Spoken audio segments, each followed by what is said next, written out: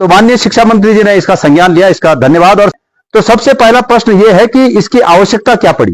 गणेश गोदियाल का विरोध हो, गणेश गोदियाल के मुर्दाबाद के नारे लगे। किसकी मुर्दाबाद होगी और किसकी जिंदाबाद होगी ये तो जनता को ही तय करना होता है लोकतंत्र में। लेकिन उत्तराखंड में इन दिनों एक मुद्दा धन सिंह रावत के विभाग से जुड़ा हुआ बेहद गंभीर तरीके से चर्चा में है। और चर्चा ये है कि उत्तराखंड में अब नेपाली भाषा के शिक्षकों की भर्ती होगी। इसका गणेश गोदियाल पुरजोर विरोध कर रहे हैं और सवाल पूछ रहे हैं। जब मैंने इस बात का विरोध किया कि जो शारीरिक शिक्षा के पद हैं, शारीरिक शिक्षकों के पद हैं, तो वो पद समाप्त नहीं किए जाने चाहिए। क्योंकि एक तरफ हम राष्ट्रीय खेलों का आयोजन कर रहे हैं, एक तरफ हम खेलों में अपने युवा शक्ति को उनका जो जज्बा है उस जज्बे को साबित करने के लिए प्रदेश का परचम लहराने की नीति पर काम कर रहे हैं।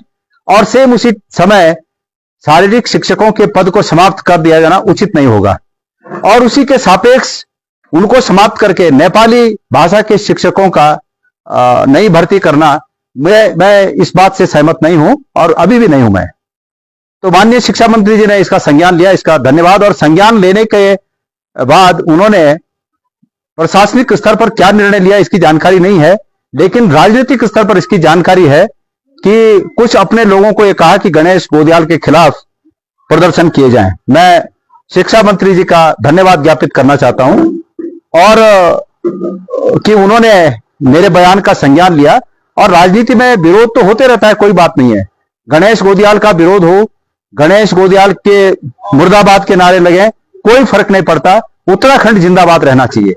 लेकिन उत्तराखंड जिंदाबाद कैसे रहेगा यह माननीय शिक्षा मंत्री जी को बताने की आवश्यकता है।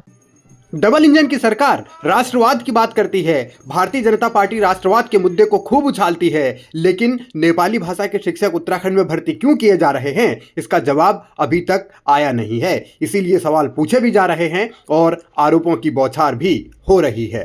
ये बात है कि आप शारीरिक शिक्षा के पदों को समाप्त करके विद्यालय में माध्यमिक स्तर पर और नेपाली भाषा के शिक्षकों की भर्ती कर रहे हैं। तो सबसे पहला प्रश्न यह है कि इसकी आवश्यकता क्या पड़ी। क्या जैसे कि अतीत में होता आया है कि कई बच्चे फ्रेंच भाषा सीखते हैं, कई बच्चे इंग्लिश सीखते हैं, कई बच्चे रशियन सीखते हैं, इटालियन सीखते हैं, अन्य विदेशी भाषाएं सीखते हैं और उस रूप में सीखा जाता है कि वहां के उस भाषा के ज्ञान को हम अर्जित करके अपने देश में उसका फायदा कर सकें। एक तो यह भी कारण होता है। दूसरा कारण यह भी होता है कि उस भाषा को सीख के हम वहां उस देश में अच्छे रोजगार के अवसर पा सकें, यह भी एक कारण होता है। तो कृपया आप यह समझाइए कि यह भाषा सीखकर उत्तराखंड का कैसे भला है, यह आपको समझाना होगा। जब तक आप इसको नहीं समझाएंगे तब तक आपके इस प्रस्ताव का, ये जो आपकी कार्रवाई चल रही है, इस पर लोग किंतु परंतु और तमाम तरह की शंकाएं उठाते रहेंगे। तो आपको मैं मौका दे रहा हूं कि आप इसकी आवश्यकता को उजागर करिए। नेपाली भाषा के टीचर कब भर्ती होंगे, भर्ती प्रक्रिया कैसे होगी, ये तो अभी साफ नहीं। लेकिन सियासी संग्राम जरूर छिड़ चुका है और इसीलिए सरकार और कांग्रेस आमने सामने हैं। और कांग्रेस में ही कुछ लोग ऐसे भी हैं जो गणेश गोदियाल को ही घेर रहे हैं। कांग्रेस के एक आध कोई पदाधिकारी या कार्यकर्ता जो भी होंगे वो भी नसीहत दे रहे थे, कह रहे थे कि मेरा यह बयान शर्मनाक है।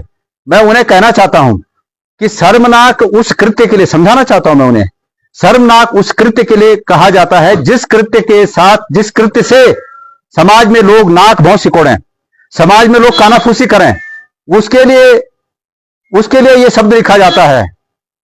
अगर आप मेरी बातों से असहमत हैं तो पार्टी में रहते हुए आप असहमत हो सकते हैं, लेकिन शर्मनाक शब्द याद रखिएगा, उसी बात के लिए कहा जाता है जिस बात के लिए लोग नाक भौं सिकोड़ते हैं।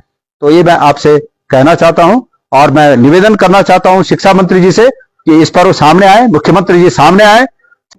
नेपाली टीचर वाले मुद्दे पर तकरार तो छिड़ी हुई है, लेकिन सवाल यह भी है कि आखिर वो कौन कांग्रेसी हैं जो गणेश गोदियाल के बयान को ही शर्मनाक कह रहे हैं। अब सियासत अलग अलग पहियों पर घूम रही है और उत्तराखंड ये भी जरूर जानना चाहता है कि धंधा को नेपाली टीचर वाला ये दिलचस्प आइडिया कहां से आया और इस आइडिया से उत्तराखंड को फायदा क्या होगा।